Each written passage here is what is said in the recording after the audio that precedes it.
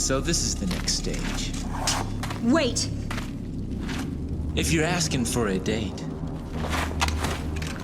forget it. Because I make it a point not to go out with women who shoot me in the head. Date a demon? I'm not that desperate. Besides, I really don't care for guys who stink like blood.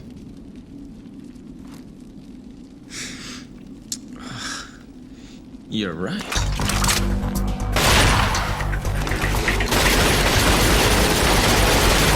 So, tell me, what's your name? I don't have a name. Okay, then what should I call you? I don't care, whatever you want. Whatever, lady.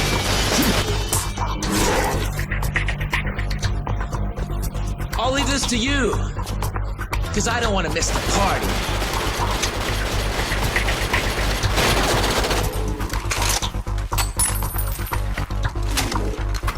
Who counted on you anyway? Greetings, I'm Solidus-Skully, and welcome back to Devil May Cry 3. Faded Memories in a Far-Off Past. That title has absolutely nothing to do with the level that we're going to. Why it was even there, who knows? Either flowery, abstract Japanese symbolism, or... fuck it, they just needed something slightly profound to put there. In any case, we get to a level that is,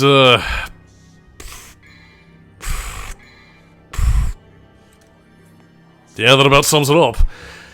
I mean, we do get to a pretty interesting boss fight by the end of it, but the rest of the level itself is just kind of, I mean, we are introduced to some new enemies at this stage of the game, so, I mean, there's that.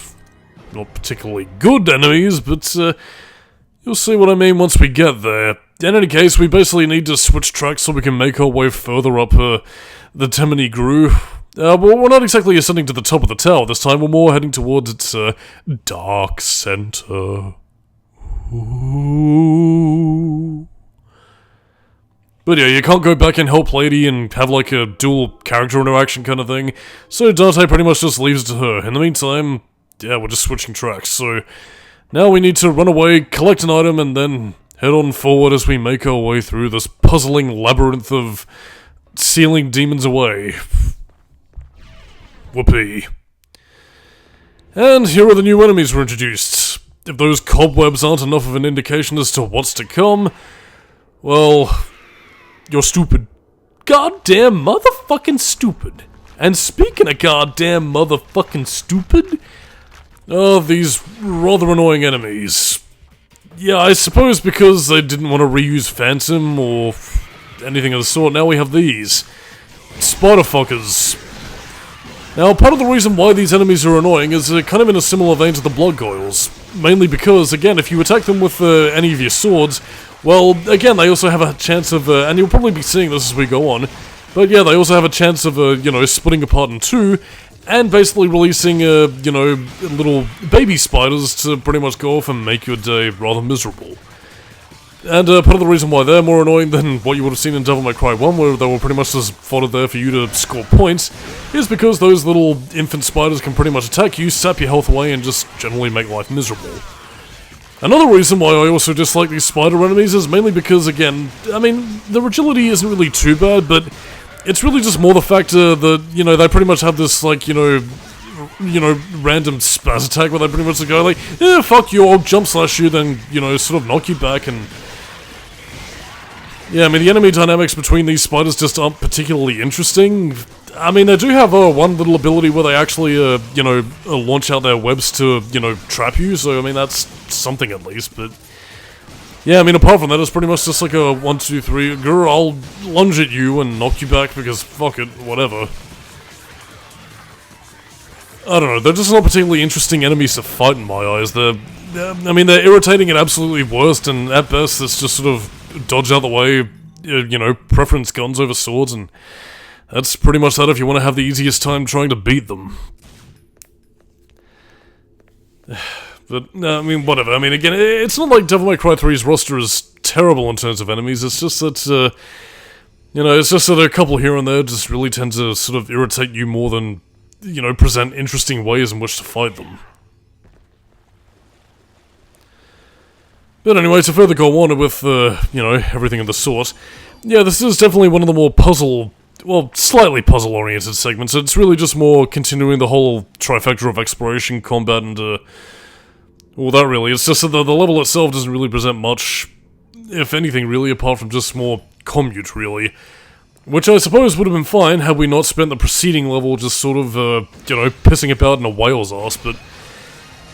yeah, that's neither here nor there in this case. I mean, I guess maybe they potentially could have had the whale be a part of the Temenigru, and maybe give the Temenigru itself different biomes. I mean, again, it is a demon tower, so you could have liberty to do whatever the fuck you felt like with it, but... no, kind of in a similar vein to Malay Islands, it's sort of just left in this, state, really. Which, I mean, again, I suppose it does make sense that it's left as an object in a state of permanence, since it is meant to be a seal between the human and demon world, so... as such, wouldn't really change very much until you, activate the proper mechanisms to dole out a slight spoiler here, but... yeah, whatever. I mean, I guess the factor that we're not really making much headway in terms of actual development of the plot is really one of my biggest issues here.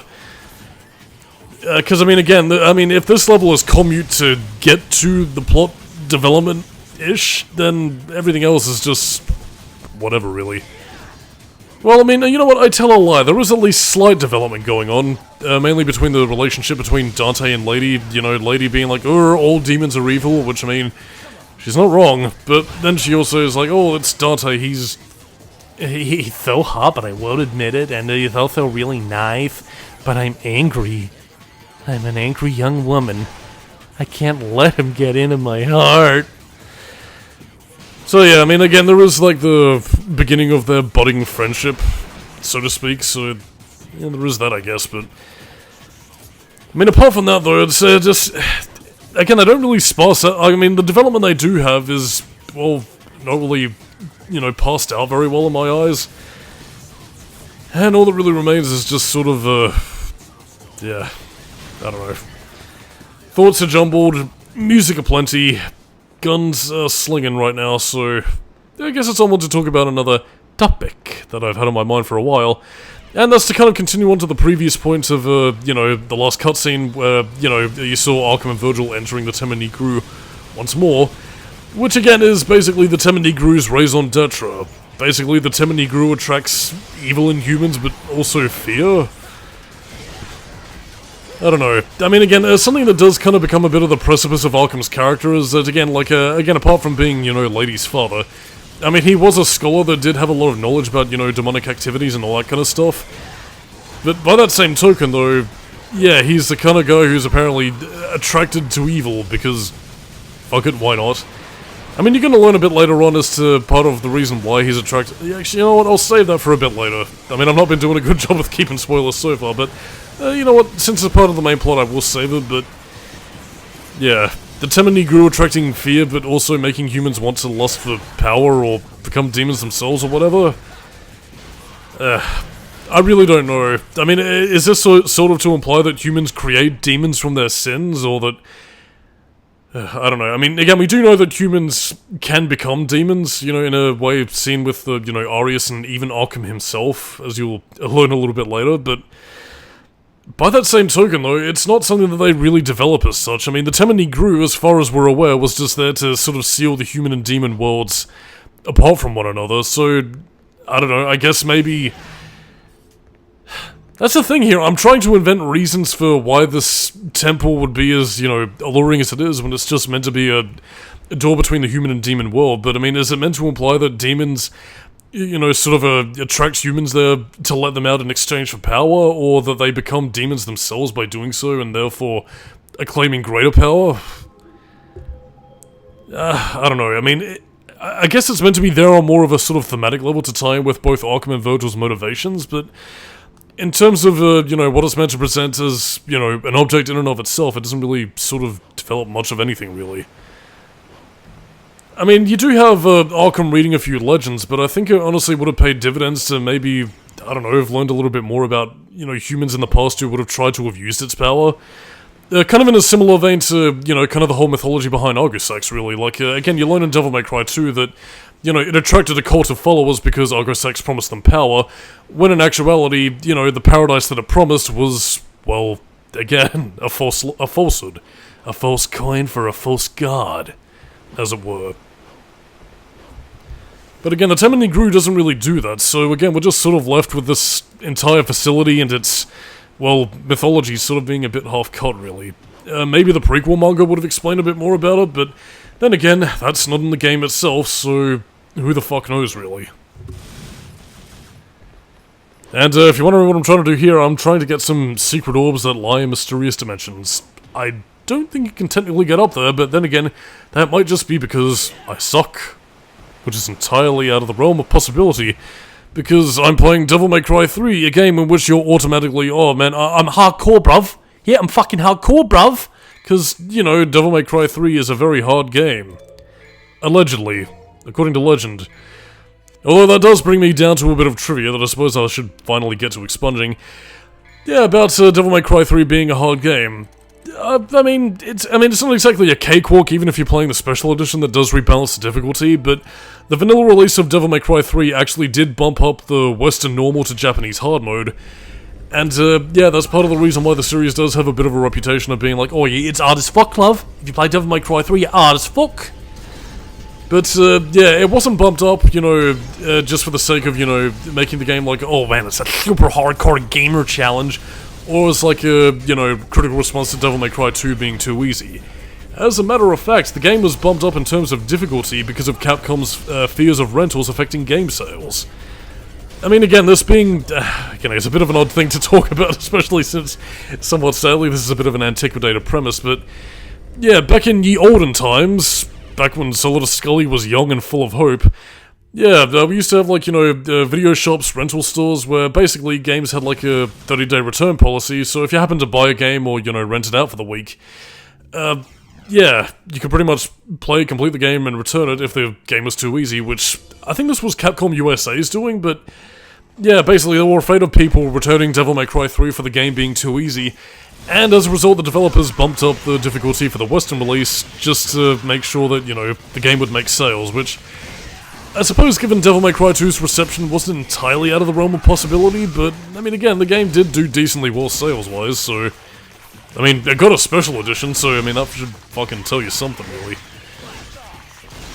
But yeah, I mean, basically what this meant for the special edition is that, again, they rebalanced the difficulty to, you know, normal being the Japanese normal, and, you know, the American hard mode being the very hard mode that you see in this game. So yeah, I mean, for anybody else thinking that, oh yeah, I'm hard as fuck, because I played Devil May Cry 3 on the vanilla mode, you know, I mean, you know, you're not a fucking badass. I mean, it was just, you know, developers fearing, oh no, people might return the game in time, so let's bump up the difficulty because, fuck it. I don't know, I mean, it feels like a very sort of antiquated kind of thing, really, because, I mean, wouldn't the quality of the game speak more than, you know, its overall difficulty? I mean, Devil May Cry as a series is lucky that it's the kind of franchise that does sort of develop itself in a way in which, you know, a lot of its, you know, aesthetics, dynamics, and mechanics, you know, functional and all work in harmony with one another to make a great game. I mean, it's, you know, I mean, again, I mean, if this game had sucked, I mean, it could have gone either way into being like a bullshittily hard game that nobody enjoys, and that very much would have been, well, the death sentence that would have killed the series for good, I'd say.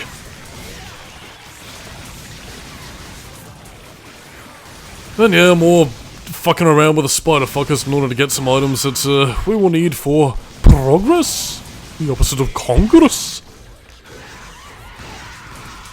But yeah, that aside, there's not really too much to say, apart from beating up these spider enemies. You don't actually fight any sort of arachnid-themed, sort of boss fight, so I mean, again, there is no, like, a phantom or, like, no sort of a spider enemy boss fight that we fight down here, so it's kind of, bit of a strange thing, really.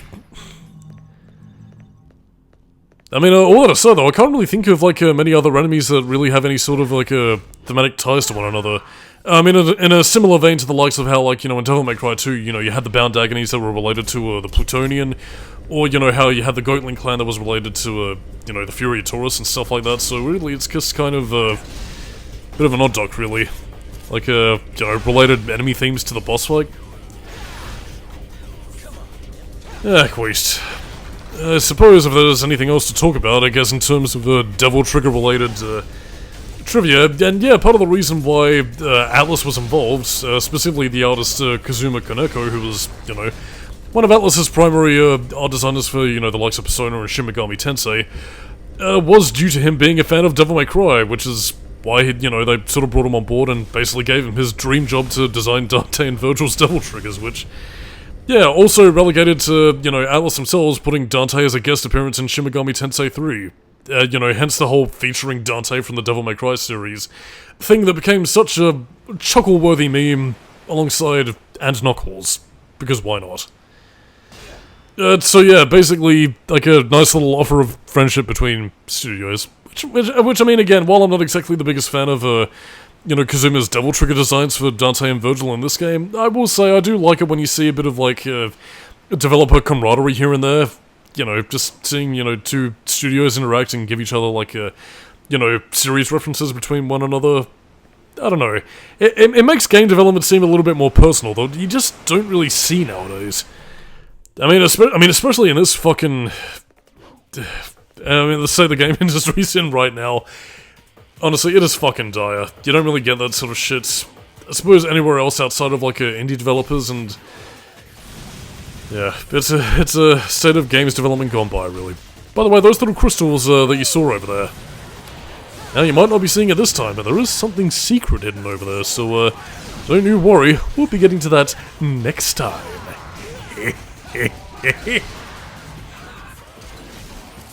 But yeah, in the meantime, though, talking about relevant things, we actually got a new weapon.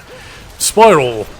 A modern-day sniper rifle that somehow made it into the demon world. How exactly, I have no real fucking clue, but yeah, Spiral is a pretty enjoyable weapon. I mean, especially when you utilize some of the gunslinger abilities to make it a little bit more useful. It packs a little bit more power than the shotgun, and yeah, you can pull off a little bit of a trick shot with it by using the circle button with the gunslinger equipped, so yeah, overall it's a pretty slick and silky weapon, and I'm gonna quite enjoy it, really. Excuse me. Stop blocking! Or is this meant to imply that even the basic Hell Prides have Royal Guard at level 1? Could be, I suppose, but like wished, really. In any case, there are plenty of nooks and crannies to explore in this mysterious area. Like this little bioluminescent area down here. It's only there to hide a Devil Star. Yeah, well, given points for exploration, I suppose, or it feels like there was more to be found down here, perhaps. Well, no more to see, no more to do. And again, something that you probably already figured out for yourselves at this stage, but yeah, Dante's alternate costumes don't actually show up in cutscenes. Bit of a shame, really, I guess, because of the fact that they were pre-rendered and had to be motion captured. That's probably part of the reason why they couldn't do it in a similar vein to Devil May Cry 1 and 2, where at least, I mean, even in Devil May Cry 2, at least the Diesel outfit showed up, but yeah, bit of a shame that you don't get to see Devil May Cry 1 Dante in cutscenes until the very end, but yeah, queashed. In any case, the key to go forward, and now we're going to be getting a bit more crossover pollination in our game.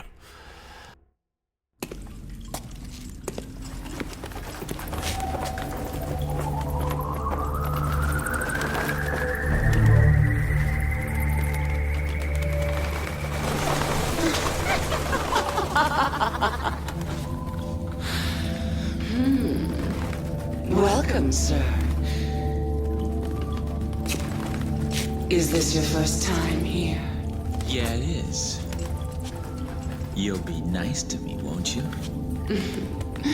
Of course I will. I'll treat you so nicely. You'll never want to leave. Now that's what I'm talking about.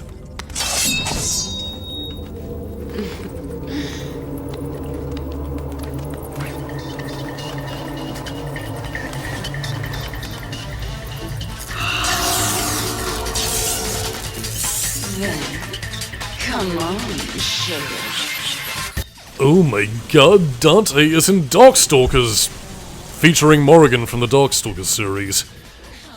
To play it a little bit more seriously, however, this is, Nevin, songstress slash boob lady of the underworld, who has lightning powers and, well, I mean, again, it kind of in fitting with the inspiration, it's pretty much based on the template of Morrigan from the Darkstalkers games, and yeah, she has lightning powers, she can, you know, have a few vampire motifs, turn into bats, flitter away, and yeah, overall in terms of boss fights, this is definitely one of the highlights in my eyes.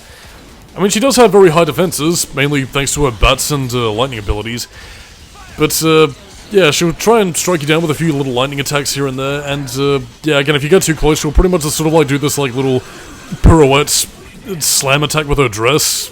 Bat dress? Are they all made of bats, or is that just part of the material? Whatever, basically you pretty much weaken her down until you take down her defenses, she's left prone, and then you pretty much lay the smackdown on her. She'll eventually push you away, you know, wash, rinse, repeat. She'll, you know, set the environment aflame with lightning attacks. And, yeah, she also has, like, another little lightning curtain ability that you'll be seeing in a wee bit, where she pretty much just, you know, sort of copies, you know, Griffin's abilities, so, yeah, that's pretty much all she wrote in terms of abilities. Decently fun boss fight, and she does actually have a few other attack patterns here and there later on where, you know, in her desperation, she does actually start to, you know, launch against Dante by, you know, sucking his blood and then draining his health and adding it to hers, so... Yeah, you do need to be a wee bit careful around her, but on the whole, pretty decent boss fight, fun, nicely challenging, no complaints really. And again, it is also worth saying that by defeating Nevin here, you do actually get my favourite weapon in the, well, arguably the Devil May Cry series really, so... Yeah, it's all good in the hood, dudes. But yeah, to kind of put that all aside here, really, I guess... I mean, again, to once again get back to complaints mode, since I've been too positive at this stage. What exactly is this I mean, again, I know this place is basically meant to be like a sort of... I don't know, like an opera house, song room, whatever, but that also sort of implies that there are patrons who come here. So, I mean, is this where the demons go when they have time off to listen to Nevin, like, you know, sing a song or do a bit of a dance or whatever? I don't know, I mean, there's a stage up there, so what, do demons play music in their spare time in the Temini Gru? I don't know, I don't really see them having time off, you know, in terms of, you know, sealing off the underworld, but then again, I guess you gotta keep busy, I guess. I don't really fucking know, but I mean, you know what, I'll save my complaints for a little bit later. I mean, in terms of how the Guardians of the Temini Gru are really meant to sort of function, especially given you've seen how treacherous, you know, Nevin seems to be right here, and even as we defeat her. Dante pulls a little bit of a hachi-machi thing that, well, the reboot got flagged for when shooting women in very sensitive ovaries. And yeah, this is the attack where she pretty much drains your health, but there is a way to get out of it. Either turn into Devil Trigger mode or, well, pretty much use holy water. Away from us, foul temptress. And yeah, to talk about holy water for the brief few seconds that we still have, yeah, it pretty much works as a screen nuke, similar to previous games, and similar to Devil May Cry 1, you can actually stack them up if you continue to buy them, so that's cool.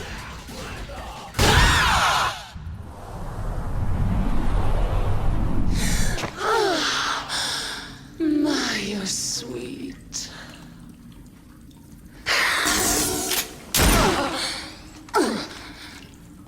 You'd think so, wouldn't you?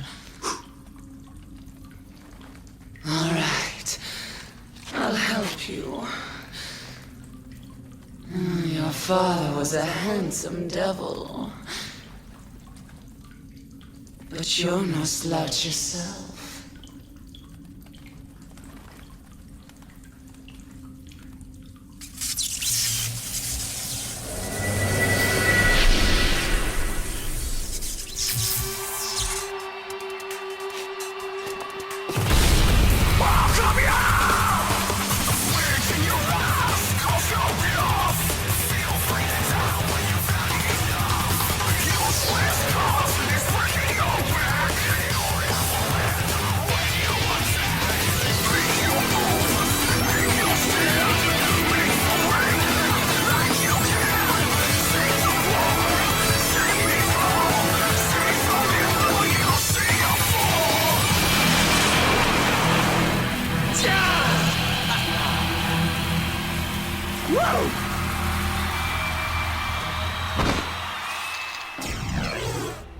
Showtime.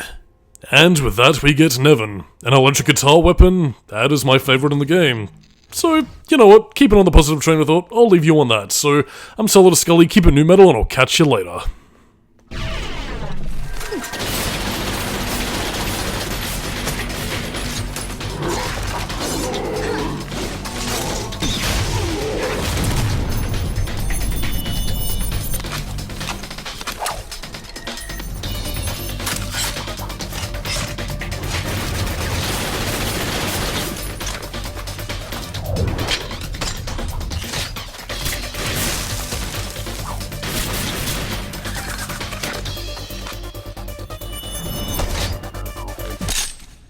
Welcome back.